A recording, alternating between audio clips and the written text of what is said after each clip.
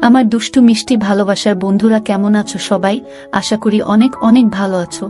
আজকের গল্পটি শুনলে তোমাদের দাঁড়িয়ে যাবে, তাই গল্পটি শোনার আগে অবশ্যই হেডফোন ব্যবহার করো। ডিগ্রি পরীক্ষার পরে আমি অবাধ স্বাধীনতা পেলাম, কারণ ততদিনে বাবা মা স্বীকার করে নিয়েছেন যে আমি যথেষ্ট বড় হয়েছি। আর সেই সুযোগে আমি স্থানীয় হাসপাতালের ইন্টার্নি ডাক্তারদের সাথে ঘনিষ্ঠ বন্ধুত্ব গড়ে তুললাম। বলতে গেলে আমার দিনের বেশিরভাগ সময় হাসপাতালেই কাটত। তাদের মধ্যে সুবীর ছিল আমার সবচেয়ে ঘনিষ্ঠ। আমাকে ছাড়তেই চাইত না, তাই ওর যখন ইমার্জেন্সি ডিউটি পড়তো আমাকে ওর সাথে থাকতেই হতো। আমারও ভয়টয় কম ছিল। অ্যাক্সিডেন্টের কেস বা কাটাছেঁড়া, সেলাই, এগুলি আমার ভালো লাগত। আমি কাটাছেঁড়া সেলাইয়ের সময় সুবীরকে সাহায্য করতাম, মাঝে মাঝে মজাও করতাম। সুবীর ছিল আমারই মতো পাগল, সেজন্যই ওর সাথে আমার এত গাঢ় বন্ধুত্ব হয়েছিল। তবে আমাদের মধ্যে একটা নিয়ম কঠিনভাবে মেনে চলতাম। দুজনের কেউ যখন কোনো মেয়েকে তখন আরেকজন সেদিকে নজর দিতাম না। একদিন একটা ঘটনা ঘটল। একদিন ইমার্জেন্সি ডিউটি করছে সুবীর সাথে আমি। হঠাৎ একটা কেস এলো। এক গ্রাম্য নববধূকে গরুতে ঢিস দিয়েছে। বুটা গরুকে খাবার দিতে গিয়েছিল। গরুটা মাথা নিচু করে খেতে খেতে আচমকা মাথা তুলতে গেছে, আর কাছে দাঁড়ানো বুটার কিনার দিয়ে শিং ঢুকে গেছে। বুটার শাশুড়ি বুটাকে নিয়ে এসেছে, পুরো শাড়ি মাখামাখি, এবং তখনও পা বেয়ে রক্ত গড়াচ্ছে। দ্রুত রক্ত বন্ধ না করলে বুটা মারাও যেতে পারে। এসব ক্ষেত্রে দ্রুত ক্ষত পরিষ্কার করে ছোট হলে ব্যান্ডেজ আর বড় হলে সেলাই দিয়ে ব্যান্ডেজ করতে হয়। সুবীর বুটার শাশুড়ির কাছে জানতে চাইল কোথায় জখম হয়েছে। গ্রাম্য অশিক্ষিত বুড়ি বলল যে সে দেখে নাই, তয় রানে হতে পারে। সুবীর বুটার জখমের স্থান আর ক্ষতের অবস্থা দেখার জন্য যেই না শাড়ি উঠাতে গেছে, শাশুড়ি মহিলা হা হা করে উঠে বলল, সে কি বেয়াব্রু করতেছেন কেন? কিছুতেই সে হাঁটুর উপরে শাড়ি উঠাতে দেবে না। সুবীর আমাকে আড়ালে ডেকে নিয়ে বলল, মনিদা, জিনিসটা দেখছেন? এক্কেরে কি নাদুস নুদুস আর ফর্সা। এই আইটেমের নরম জায়গাটা একটু না দেখলে ভাই সারা জীবন আফসোস করতে হবে। আমিও ওর কথায় সায় দিলাম, যে করেই হোক একটু দেখতেই হবে, পারলে একটু হাতাতে হবে। কিন্তু কিভাবে? শাশুড়ি বুড়ি যেভাবে পাহারা দিচ্ছে। আমি বললাম, কাকিমা, আপনি ছেলেরে আনেন নাই কেন? বুড়ি বলল, আমার পুলারা একটা নাদান হাবাগুবা। হ্যাঁ, আইসে কি হরব? আমরা পরামর্শ করে একটা বুদ্ধি বের করলাম। সত্যি মেয়েটা একেবারে ছোট, বেশ এরকম মেয়েদের কোলা ব্যাঙের মতো গাবদা হয়। সুবীর শাশুড়িকে বলল, কাকিমা, আপনি একটু ওইখানে দাঁড়ান, আমি একটু আপনার বৌমার সাথে কথা বলবো। শাশুড়ি রাজি হয়ে একটু দূরে সরে গেল বটে, কিন্তু তীক্ষ্ণ দৃষ্টি রাখল আমাদের দিকে। সুবীর বউটার কাছে জিজ্ঞেস করল, আঘাতটা কোথায়? বউটা ব্যথা সহ্য করতে করতে মুখ চোখ বিকৃত করে জানালো, কুচকিতে। তখন সুবীর বলল, দেখো, তোমার ক্ষত পরিষ্কার করে ব্যান্ডেজ বাঁধতে হবে, প্রয়োজন হলে সেলাই দেয়া লাগতে পারে। তোমার যে জায়গায় আঘাত সেখানে দেখতে দিতে হবে। তুমি কি রাজি? মেয়েটা তখন ব্যথায় কাতরাচ্ছে। সে এমন একটা অবস্থায় আছে যে সে যে কোনো কিছু করতে রাজি, এবং সত্যি রাজি হয়ে গেল। তবে জানতে চাইল ব্যথা লাগবে কিনা। সুবীর জানালো যে ওই জায়গায় অবশ করার ইনজেকশন দেওয়া হবে, ফলে সে কিছু টেরই পাবে না। মেয়েটা সানন্দে রাজি হয়ে গেল। এবারে শাশুড়ি বুড়িকে ডেকে সুবীর বলল যে কাপড় তুলতে হবে না, তবে খুলতে হবে। বুড়ি রাজি হল। সুবীর একটা চান্স নিল। ভাগ্যে লেগে যাওয়ার সম্ভাবনা 90%। বুড়িকে বলল, আপনি রক্তটক্ত দেখে ভয় পান না তো? বুড়ি বলল, না না বাবা, আমার মাথা গুড়ায়, ওসব কাটা ছিটা আমি দেখবার পারমু না। আমরা এটাই চেয়েছিলাম। স্ট্রেচার টেবিলটা মোটা পর্দা দিয়ে আড়াল করা, তাছাড়া দরজায় ওয়ার্ড বয় আছে, কাউকে ঢুকতে দেবে না। সুবীর বুড়িকে উল্টো দিকে ঘুরিয়ে তুলে বসিয়ে তাকে বলল, আপনি আপনার বৌমার হাঁটুর ওখানে শক্ত করে ধরে রাখেন, বেশি ভয় করলে চোখ বন্ধ করে থাকেন। বুড়ি নিশ্চিন্ত হল যে তার বৌমাকে আমরা বেয়াব্রু করতে পারব না। অথচ গ্রাম্য অশিক্ষিত বোকা মহিলা এটা ভাবল না যে কেবল নিচ থেকে উল্টিয়েই বের করা যায় না, ফিতে খুলে উপর থেকেও বের করা যায়। বুটা ব্যথায় সমানে কাতরাচ্ছে। স্ট্রেচার টেবিলের মাথার দিক একটু ঢালু করে দিল সুবীর, যাতে বুটা দেখতে না পায় আমরা কি করছি। আরো নিশ্চিন্ত হওয়ার জন্য সুবীর বউটাকে বলল চোখ বন্ধ করে রাখতে। বউটা সত্যি সত্যি হাত দিয়ে চোখ ঢেকে শুয়ে রইল। সুবীর আমাকে কাজে লেগে যেতে বলল। আমি আলতো করে বউটার শাড়ি সরিয়ে বের করলাম। ওফ কি সুন্দর মোলায়েম, ওখানেই 2 দিন কাটিয়ে দেওয়া যায়। তারপর ফিতে টেনে খুলে লুচ করে নিচের দিকে নামিয়ে দিতেই নরম জায়গাটা বেরিয়ে পড়ল। সত্যিই অপূর্ব সুন্দর, ফোলা ফোলা, চেরাটা গভীর, নদীর পাড়ের সাথে তুলনা করা যায়। তবে উপর দিক এবং কুচকির পাশে ঘন কালো, কোকড়ানো, লম্বা ঘাসে ঢাকা। গরুর শিংটা ঢুকেছে ঠিক কুচকির ভিতর দিয়ে। ক্ষতটা গভীর, সেলাই লাগবে। সুবীর আগে একটা ইনজেকশন লাগালো। 1 থেকে 10 গুনতেই জায়গাটা অবশ হয়ে গেল। বউটার কাছে ক্ষতে টিপ দিয়ে জানতে চাইলাম সে কিছু টের পাচ্ছে কিনা। মাথা নাড়িয়ে জানালো, না। সেলাই দিতে হলে জায়গাটা পরিষ্কার করতে হবে। আমি ব্লেড দিয়ে ঘাস কামাতে লাগলাম। মাথায় দুষ্ট বুদ্ধি এলো। শুধু ওই জায়গাটুকুই কেন, পুরো কামিয়ে চকচকে করে তুললাম। সত্যি দেখার মতো। টিপে টুপে দেখলাম তুলতুলে নরম। ছোট্ট মাথাটা নাড়লাম। অবশ থাকায় কিছুই টের পেল না বুটা। পরে সুবীর ক্ষতটা সেলাই দিল। ঠাট্টা করে বলল, মনিদা, দেব নাকি সেলাই করে? বুড়ির ছেলেটা যেয়ে দেখবে দরজা বন্ধ, হা হা হা হা। সুবীরের সেলাই দেওয়া শেষ হলে আমি বুটার দিলাম দারুণ। আমি বুটাকে জিজ্ঞেস করলাম, আমি তোমাকে, তুমি কি কিছু টের পাচ্ছ? বুটা এদিকে ওদিকে মাথা নাড়িয়ে না জানালো। অবশ্য ও সারাক্ষণ চোখ বন্ধ করে রেখেছিল। আমি আরো মজা করার জন্য ওর শাশুড়িকে বললাম, শুনছেন বুড়িমা, আপনার বৌমার ব্যথা একেবারে সেরে গেছে। আমি আপনার বৌমাকে, কিন্তু সে কিছু টের পাচ্ছে না। শাশুড়ি কথাটা লুফে নিয়ে বলল, কি কইলা বাবা, যাই তাই করো না বাবা। দেখো বুড়ার যেন কোনো কষ্ট না থাকে। বড়লক্ষ্মী বউ আমার। আমি হাসতে হাসতে বললাম, না না বুড়িমা, কিছু করতেছি না। আসলটা ইডা একরকমের চিকিৎসা। ও আপনি বুঝবেন না, তাইলে আপনার বৌমা আরো পাইত। সুবীর আমার দিকে তাকিয়ে হাসতে লাগলো। বুড়ি বলল, তয় তাই করো না বাবা, সিদাই যদি বালা হয়। আমি বললাম, এখন এই অবস্থায় ওটা করা যাবে না। পরে আপনার বৌমার সাথে কথা বলে যদি সে সেই চিকিৎসা নিতে চায় তখন দেয়া যাবে। ব্যথাটা একটু কমুক, ঘাটা সারুক, তারপর। গ্রাম্য অশিক্ষিত সরল বুড়ি কিছুই না বুঝে বলল, আচ্ছা বাবা, তোমাগো অনেক দয়া। সুবীরকে ইংরেজিতে বললাম, যে করেই হোক এই বুটার নরম নরম সুন্দর আমার খুব লোভ হয়েছিল। সুবীরকে সেটা বলাতে সুবীর বুটাকে বলল, প্রতিদিন একবার এসে ড্রেসিং করায় নিয়ে যাবা। 5 দিন পর সেলাই কাটতে হবে, ঘাস শুকাতে আরো 3-4 দিন লাগবে। এ কয়দিন তোমাকে একটু কষ্ট করে আসতে হবে। আর তোমার শাশুড়ি বুইড়া মানুষ, তারে কষ্ট দেওয়ার কি দরকার?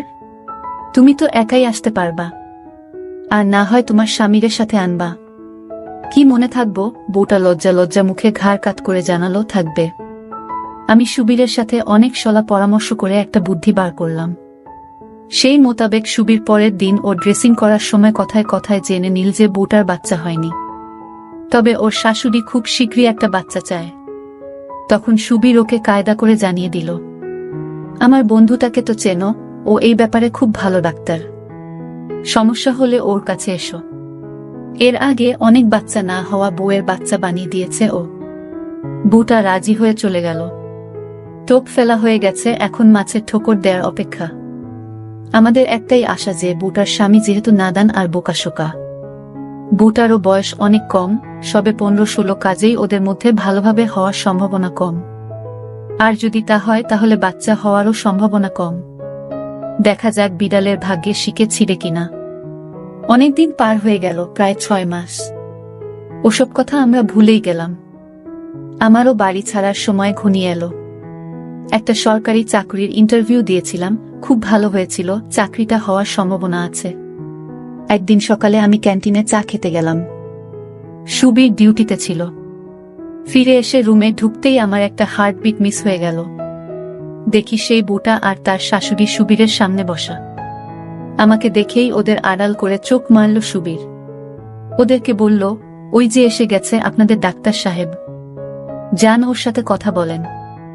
আমাকে বলল, বুঝলি মনি, এটা তোর কেস, এত সুন্দর বুটার বাচ্চা হয় না। তুই একটু চেক টেক করে দেখ কিছু করতে পারিস কিনা। আমি খুব গম্ভীর ভাব নিয়ে বললাম, এসো। আমি ওদের নিয়ে একটা খালি চেম্বারে বসালাম। ওই চেম্বারে ডাক্তারের পদ খালি ছিল, কাজেই কারো আসার সম্ভাবনা ছিল না। আমি ওদেরকে বসতে বলে দরজা দিলাম। ডাক্তারের চেয়ারে বসিয়ে বললাম, বল তোমাদের কি সমস্যা। বুটা লজ্জায় জড়ষ্ট শাশুড়ি বলল, দেহ তো বাবা, পুলারের বিয়া দিচ্ছি 5 বছর হয়ে গেল, এখন পর্যন্ত একটা নাতি নাতকুরের মুখ দেখলাম না। পাড়াপড়শি নানান আক্তা কুক্তা কয়, বুনাকি বাঞ্জা, জড়িবুটি কবিরাজি অনেক করছি। শেষে তোমার কথা মনে পড়ল, তাই ওরে নিয়ে আলেম। আমি বললাম, ভালো করছেন, কিন্তু আপনার পুলারে আনা দরকার ছিল। হের সাথেও তো কথাবার্তা কোন লাগবি নাকি, বুড়ি বলল, কিন্তু হ্যাঁ তো নাদান, বুদ্ধিশুদ্ধি নাই, গাবদা গুবদা, কিচ্ছু বুঝে না। আমি বললাম, তবুও বাচ্চা তো হ্যাঁই বানাইব নাকি কাকিমা। বুড়ি শরম পেয়ে মুখে আঁচল চাপা দিয়ে হে হে করে হেসে বলল, তা যা কইছ ঠিকই কইছ। ঠিক আছে, এর পরের দিন হ্যারে পাঠায় দিবানে। আমি শাশুড়িকে বললাম, আপনার পুলার বুড়ে কিছু গোপন কথা জিগান লাগব। আপনি থাকবেন না বাইরে বসবেন? বুড়ি বলল, না বাবা, আমি বাইরে বসি। শাশুড়ি উঠে বাইরে চলে গেল। যাওয়ার সময় বুদ্ধি করে দরজাটা একটু ফাঁক করে রেখে গেল। খুব চালাক, খুব সতর্ক। আমি বউটাকে বললাম, তোমার ঠিক মতো হয়। বউটা অবাক হয়ে বলল, সেইটা আবার কি জিনিস? আমি বুঝলাম, গ্রাম্য অশিক্ষিত মেয়ে, কাজেই ওর সাথে সেভাবেই কথা বলতে হবে। বললাম, মানে প্রতি মাসে তোমার ওই রাস্তা দিয়া বাইর হয় নাকি? বউটা এবারে বুঝতে পারল। শরমে মুখে আঁচল চাপা দিয়ে বলল, ওগারোতা হয়। আমি কয়দিন থাকে? বউ, 5-6 দিন। আমি তোমার স্বামী তোমার সাথেই ঘুমায়? বউ, আর কই ঘুমাইব?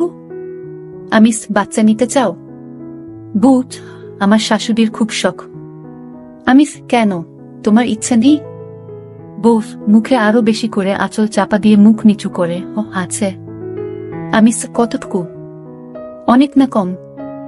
বউটা কিছু না বলে উপর নিচে মাথা দোলায়। আমি ঠিক করে মুখে বলো, কম না বেশি? বউ, একটু বেশি। আমার হাওড়ি কয়েছে এইবার বাচ্চা না ওইলে হ্যার পুলারে আবার বিয়া হরাইব। আমি সপ্তাহে কয়দিন স্বামীর সাথে থাকো? বউ, ওমা কয় কি, সব দিনই তো থাহে। আমি রাতে বিছানায় শোয়ার পরে কি করে তোমার স্বামী? বউ, কি আর হরব, ঘুমায়। আমি ও ঘুমায়, আর কিছু করে না? মানে বাচ্চা হওয়ানোর জন্য তোমরা কি করো? জবাবে যে কথা বউটা বলল, আমার হার্টের বিট বেড়ে গেল। আনন্দে আমার চিৎকার করতে ইচ্ছে করছিল। বউটা লজ্জায় লাল হয়ে বলল, কেন? ও আমারে প্রত্যেক দিন রাইতে ঘুমানোর আগে দেয়। আমি ওরে শিকাইয়া দিছি। দিতে চায় না, তাও আমি ওরে জোর হরে দেওয়াই। আমি আচ্ছা, তুমি অনেক কিছু জানো দেখছি, লেখাপড়া করেছ? বউ, 3 ক্লাস পড়ছিলাম গায়ের মক্তবে। আমি তুমি জানো দিলে কি হয়? বউ, ওমা, জানুম না কেন, দিলে বাচ্চা হয়। আমি তো সেটা তুমি জানলে কিভাবে, তোমার তো আগে বিয়ে হয়নি। বউ, আমার মায় কইছে, যখন আমি একটু বড় হইলেম তখন মা আমারে কইছিল, খবরদার কোনো জোয়ান পুলারে দিতে দিবি না। আমি জিগাইছিলাম, কেন মা, দিলে কি হয়? মায় কইল, জোয়ান পুলায় দিলে বাচ্চা অয়, হি হি হি। আমার পেট ফেটে হাসি আসছিল, কিন্তু হাসতে পারছিলাম না। কি জুটি মাইরি! স্বামীটা নাদান, জানেই না যে তার সাথে একটা আছে, আর সেটা কেবল পেশাব করার জন্য নয়।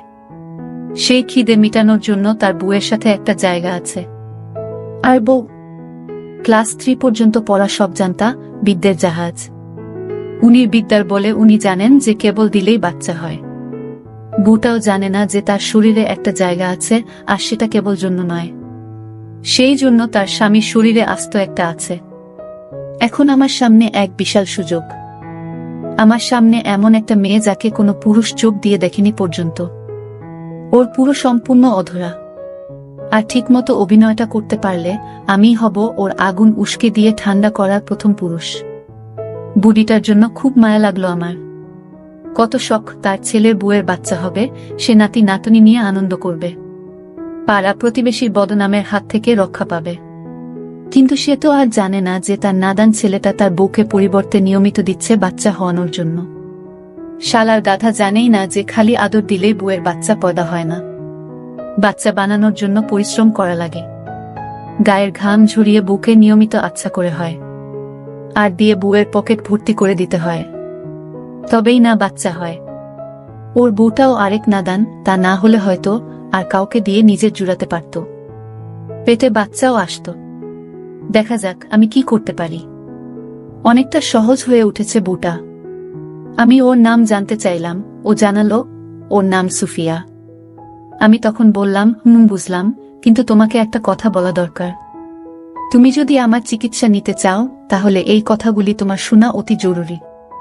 সুফিয়া জিজ্ঞেস করল, কি কথা? বললাম, প্রথমত আমার সামনে লজ্জা করা চলবে না, লজ্জা থাকলে চিকিৎসা হবে না। মনে করো আমি যদি তোমার চিকিৎসা করি, তোমার সমস্ত আমাকে চেক করতে হবে। এই চিকিৎসা অনেক কঠিন, আমাকে অনেক কষ্ট করতে হবে। শুধু দেখা নয়, হাত দিতে হবে। তুমি যদি মনে করো তুমি এসব করতে পারবে না, তাহলে আর আমার কাছে এসো না। সুফিয়া মুখের কাপড় সরিয়ে হা হা করে উঠে বলল, না না ডাক্তার সাব, আমনে যা যা কইবেন আমি তাই করব, অসুবিধা হইব না। কিন্তু খরচাপাতি কেমন লাগবো? বুঝেন তো আমরা গরিব গুরবা মানুষ। আমি বললাম, না খরচ বেশি লাগবে না, তুমি যা পারবে দিবে, না পারলে না দিবে। আমি আর বেশি দিন এই হাসপাতালে থাকব না, বড় জোর 2-3 মাস আছি। তুমি আমার শেষ রোগী, তাই তোমাকে আমি এমনিতেই চিকিৎসা করে দিয়ে যাব। তাহলে তুমি আমাকে সারা জীবন মনে রাখবে। কি রাখবে না? সুফিয়া লজ্জা হাসি দিয়ে বলল, ও অবশ্যই রাখমু। বললাম, তোমার বাচ্চা হলে যখন ওকে কোলে নিয়ে আমার কথা মনে পড়বে, তাই না? ও বলল, তার তো পড়বই, আমার কত আশা। আমি বললাম, আমি যা যা করতে বলি সব ঠিক করো, তোমাদের আশা ঠিকই পূরণ হবে। ঠিক আছে, আজ তোমরা যাও, কাল তোমার স্বামীকে সাথে করে নিয়ে এসো, তোমাদের দুজনের চিকিৎসা একসাথে করতে হবে। সুফিয়া রাজি হয়ে চলে গেল। ওদের বিদায় করে দিয়ে সুবীরের রুমে এসে মন খুলে আগে হো হো করে হেসে নিলাম। সুবীর বলল, কি রে, এত হাসছিস কেন? খবর ভালো মনে হচ্ছে। আমি সুবীরকে সব কথা খুলে বললাম। সুবীর বলল, মনি, ভালো একটা দাও মেরেছিস তো রে, ঘুষ হিসেবে লাঞ্চ খাওয়াতে হবে কিন্তু। আমি রাজি হয়ে গেলাম। পরদিন একটু আগে ভাগে গিয়ে প্রয়োজনীয় উপকরণগুলি আগে থেকেই সেই খালি চেম্বারে রেখে এলাম। সুফিয়া ওর স্বামীকে সাথে নিয়ে সকাল 11টার একটু পরে এসে পৌঁছালো। সুফিয়ার নাকের ডগায় বিন্দু বিন্দু ঘাম জমেছে। ওকে দেখতে কি যে সুন্দর লাগছিল, তা ভাষায় প্রকাশ করা সম্ভব নয়। মেয়েটার জন্য আফসোস হলো। ফুলের মতো সুন্দর একটা মেয়ের কিনা এরকম নাদান একটা স্বামী জুটল। আমি প্রথমে দুজনকে একসাথে ভিতরে ডাকলাম। সুফিয়ার স্বামী আসলেই একটা নাদান, একেবারেই সরল সহজ, বোকার হদ্দ। নিজের কোনো বুদ্ধি শুদ্ধি নেই, বউ যেটা বলে সেটাই বিশ্বাস করে। ওর বউকে যদি কেউ যায় আর বউ যদি বলে যে নাই ঝাড়ফুঁক করছে, তাহলে সেটাই বিশ্বাস করবে। কথা বলে বুঝলাম গোপন বিষয় ও কিছুই জানে না। আমি সুফিয়ার স্বামীকে বাইরে নিয়ে গিয়ে 10টা টাকা দিয়ে বললাম, তোমার বউকে চেক করতে অনেক সময় লাগবে, তো তুমি এই টাকা নিয়ে কোথাও ঘুরে বেরিয়ে এসো। ও জিজ্ঞেস করল, কেন ডাক্তার সাব, বেশি সময় লাগবে কেনে? আমি বললাম, বাচ্চা কার হবে, তোমার না তোমার বউয়ের? বোকার মতো হাসি দিয়ে বলল, হে আমার বউয়ের। আমি বললাম, সেজন্যই বেশি সময়, যাও। বলল, ও বুঝছি, ঠিক আছে। স্বামীটাকে বিদায় করে দিয়ে আমি রুমের দরজা দিলাম। যদিও এই করিডোরে কেউ আসবে না। চেম্বারটা করিডোরের এক প্রান্তে, আর এদিকে করিডোরের মাথার গ্রিল বন্ধ থাকে, যাতায়াত বন্ধ, তবুও সাবধানের মান নেই। আমি সুফিয়াকে বললাম, শোনো সুফিয়া, তোমাকে কাল কি বলেছি মনে আছে? সুফিয়া ঘাড় কাত কর জানালো, মনে আছে। আমি অয়থায় সুফিয়ার বিপি চেক করলাম, যাতে সুফিয়ার বিশ্বাস হয় যে সত্যি সত্যিই ওর চিকিৎসা হচ্ছে। সুফিয়াকে বললাম লম্বা লম্বা করে শ্বাস নেওয়ার জন্য। আমি যেটা বললাম সুফিয়া সেটাই করল।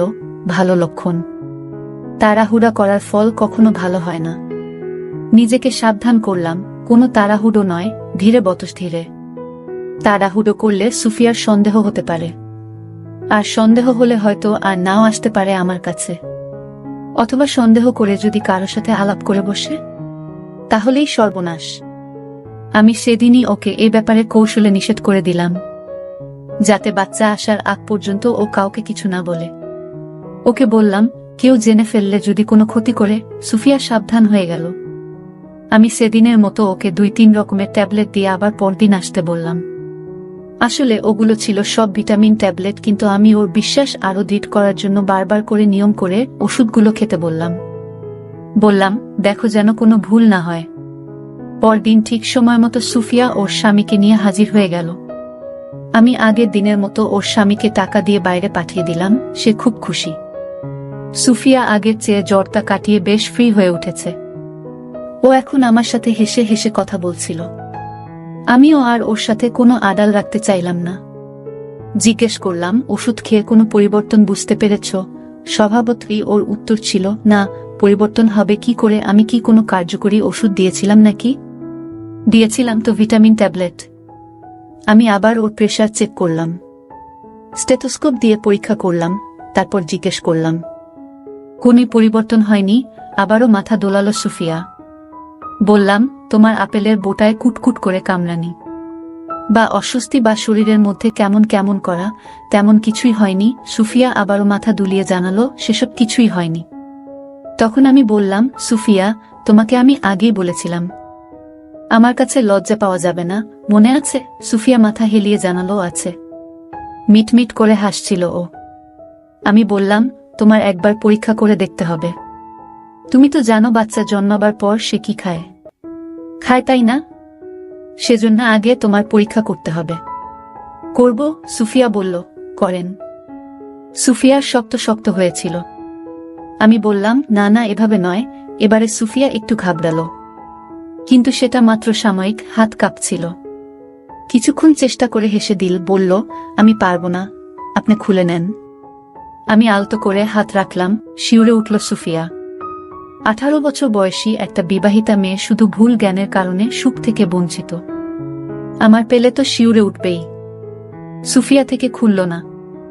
আমি ওর উদ্দেশ্য বুঝতে পারলাম। আমি ওকে উঠে পাশে রাখা ইজি চেয়ারে শুতে বললাম। সুফিয়া উঠে গিয়ে চেয়ারে বসল। হাত আমারও কাঁপছিল। এত সুন্দর দেখেই বোঝা যায় হাত পড়েনি, পুরোপুরি গোল। আমি ওর দিকে তাকিয়ে থাকার জন্য সুফিয়া লজ্জায় মুখটা অন্যদিকে ফিরিয়ে থাকল। আমি আলতো করে একটা সুফিয়া এমনভাবে ঝাঁকি দিয়ে উঠল, মনে হলো ওর ভিতর দিয়ে কারেন্ট চলে গেল। আমি জিজ্ঞেস করলাম, কি হলো? সুফিয়া মুখে আঁচল চাপা দিয়ে বলল, কিছু না, কেমন যেন লাগলো। আমি বললাম, কেমন লাগলো? সুফিয়া বলল, কইতে পারুম না, কেমন যেন লাগলো। আমি এবারে একটা সুফিয়ার মাঝে মাঝেই ঝাঁকি দিয়ে উঠছিল। আমি জিজ্ঞেস করলাম, কেমন লাগছে এখন? সুফিয়া বলল, কেমন জানি লাগতেছে। আমি বললাম, ভালো না খারাপ? সুফিয়া লজ্জিত হাসি দিয়ে বলল, বালা। সুফিয়া রীতিমতো হাঁফাতে লাগল। বুঝলাম, কাজ হবে। এগুলো নরম করতে হবে, না হলে বাচ্চার জন্য খাবার জমবে না।